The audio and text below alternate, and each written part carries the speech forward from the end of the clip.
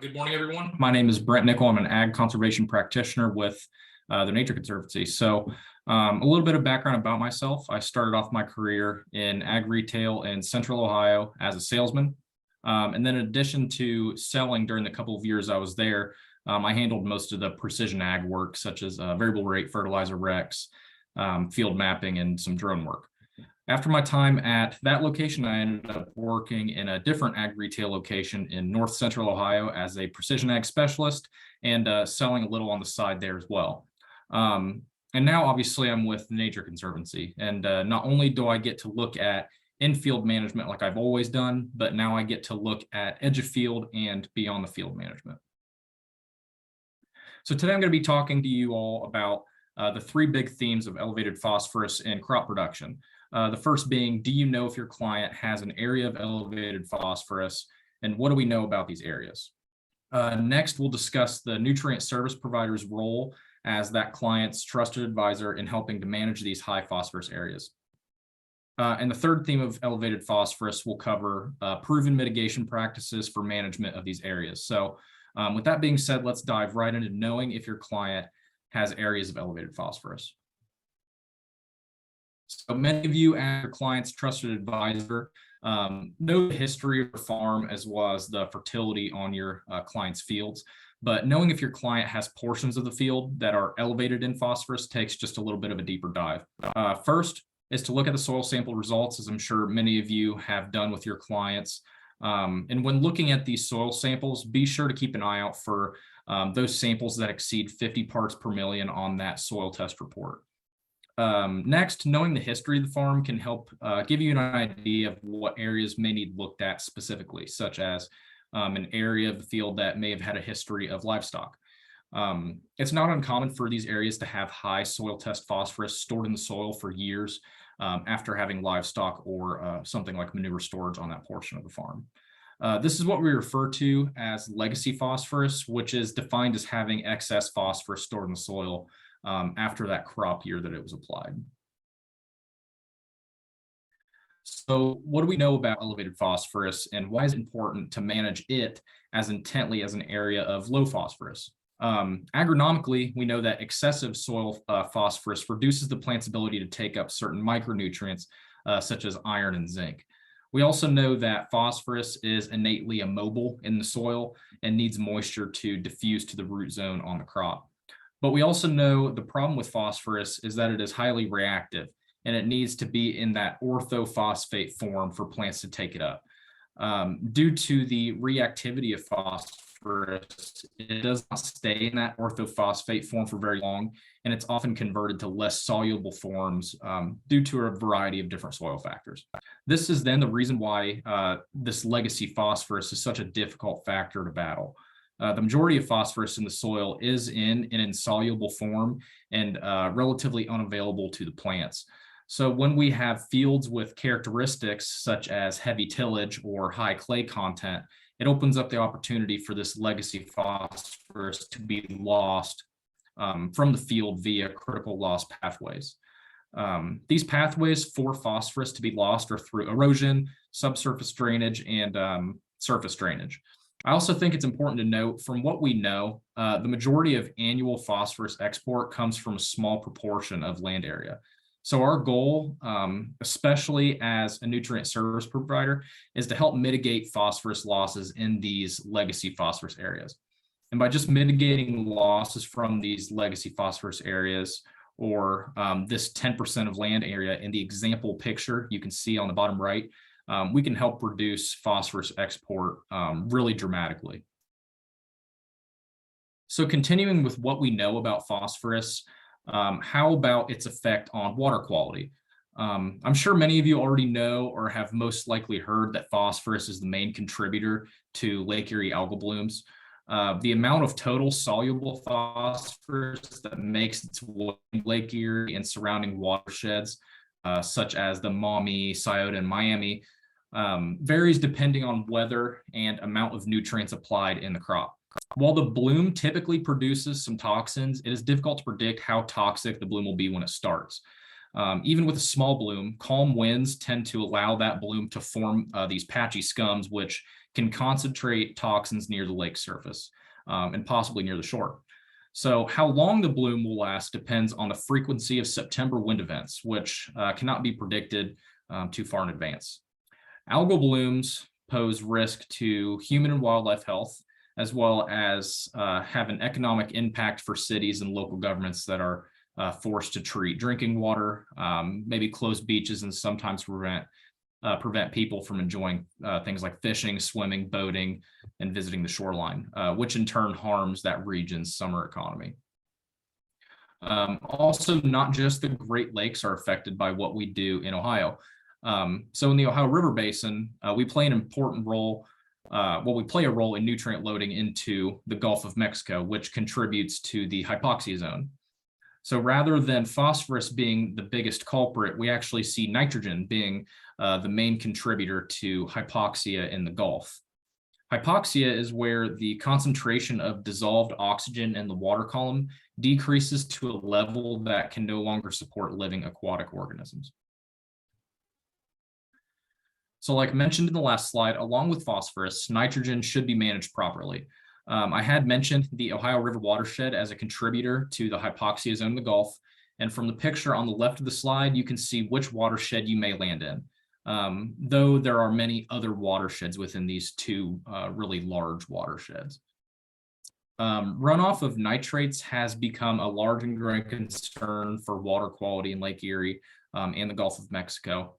Nitrates enter bodies of water and are causing many environmental issues. So sources of these nitrates are from fertilizer runoff from farms, also urban areas, and from the atmosphere, which carries nitrogen-containing compounds coming from other sources, such as things like automobiles. To help mitigate nitrate runoff on the farm, it is important to understand the nitrogen cycle, as well as what we can do to keep nitrogen in the location that we place it. So in the middle of the screen, is a diagram that shows the conversion of nitrogen in various forms, such as commercial fertilizers, manure, and biological fixation of legumes, such as from soybeans. When we apply fertilizers in agriculture, they are in the ammonium form, as you can see on the green box of the chart on the far left side.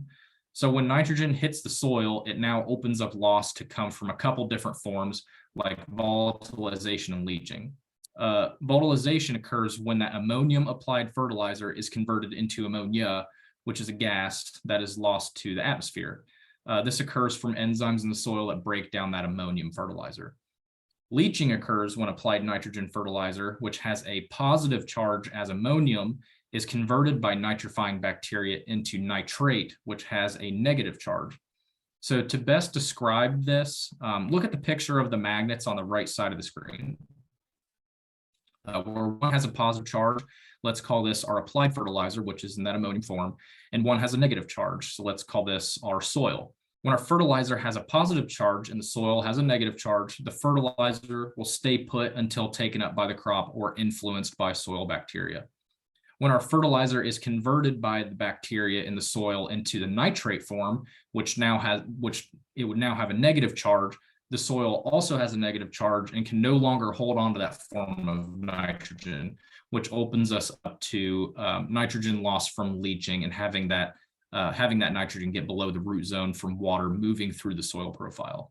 The nitrate moving below the root zone is key to loss. So, to combat volatilization and leaching, the use of nitrogen stabilizers can be beneficial.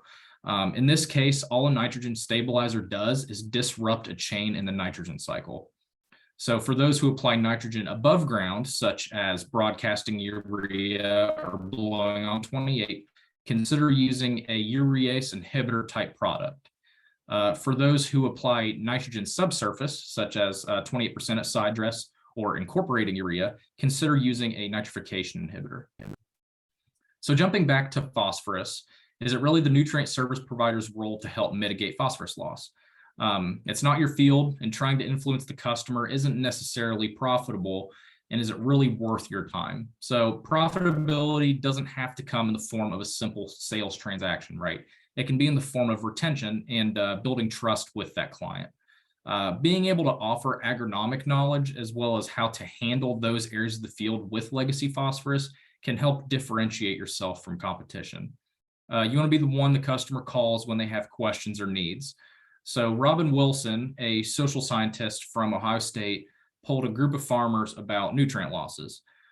From those results, we learned that 90% of farmers are willing to take additional action on the farm to help reduce nutrient losses from their fields. But we also learned from these poll results is that only 30 to 40% of those farmers were actually taking action. So as nutrient service providers, there is an opportunity to capitalize on the farmers' good intentions. They are receptive to knowing what they can do to help mitigate nutrient loss from the field.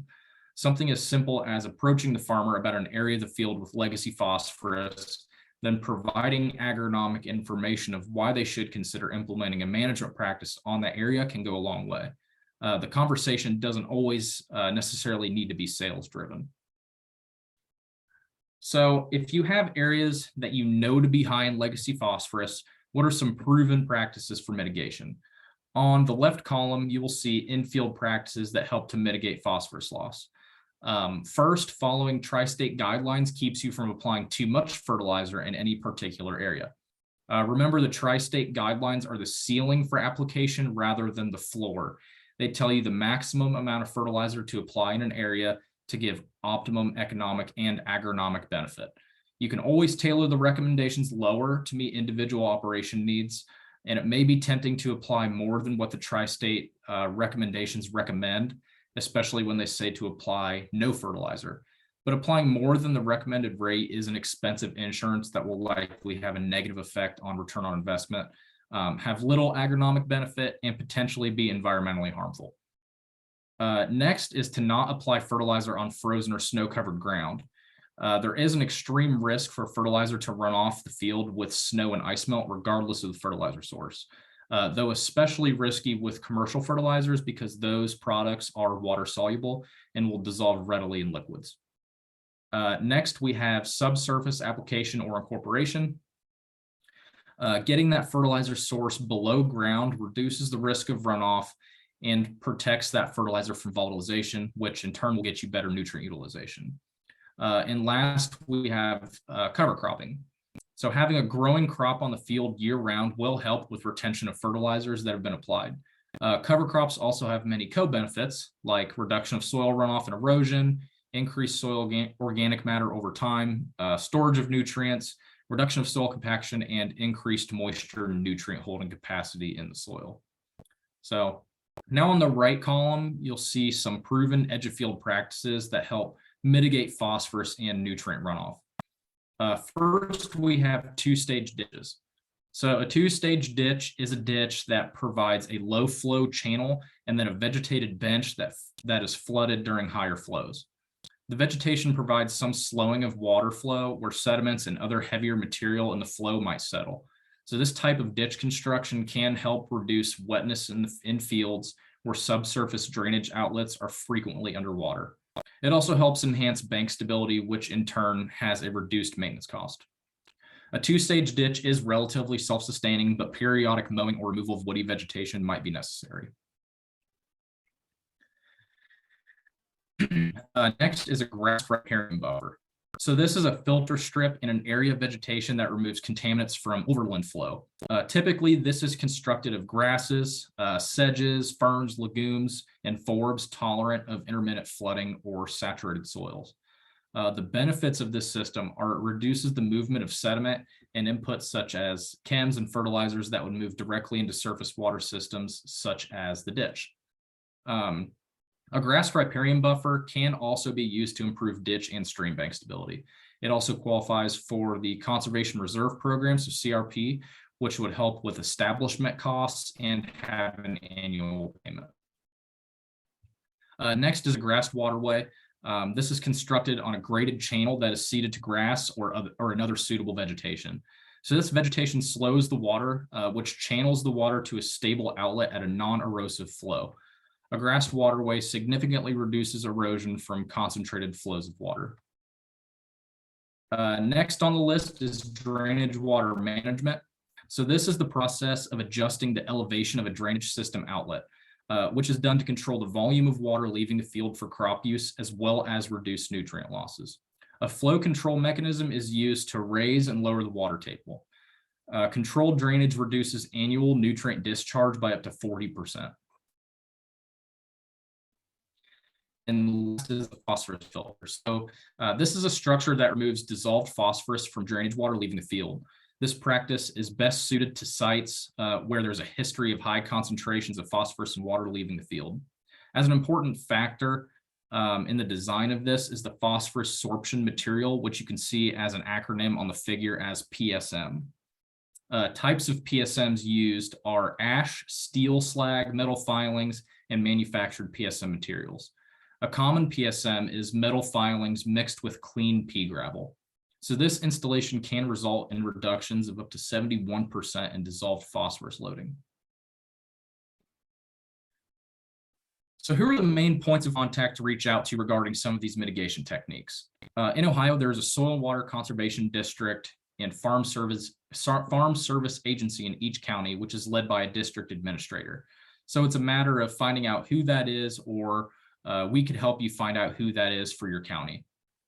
Next, there's usually an NRCS person co-located with those soil and water conservation districts. Sometimes there is one for each county, and sometimes they cover multiple counties. They can help put people in touch with both H2 Ohio and Farm Bill cost share practices. In the Western Lake Erie Basin, H2 Ohio is in play in Northwest Ohio. So if you are interested in wetlands or a CREP program, the Ohio Department of Natural Resources could be a resource. The Ohio Department of Agriculture is heavily involved in H2 Ohio with some of those practices, such as filter strips, drainage water management, and two-stage ditches. And they just hired 6 water quality specialists for all around Ohio who cover multiple counties. And we would be happy to get you their contact information if that's something that you're also interested in. So with that being said, thank you. There's my contact information below, and feel free to reach out to me with any questions.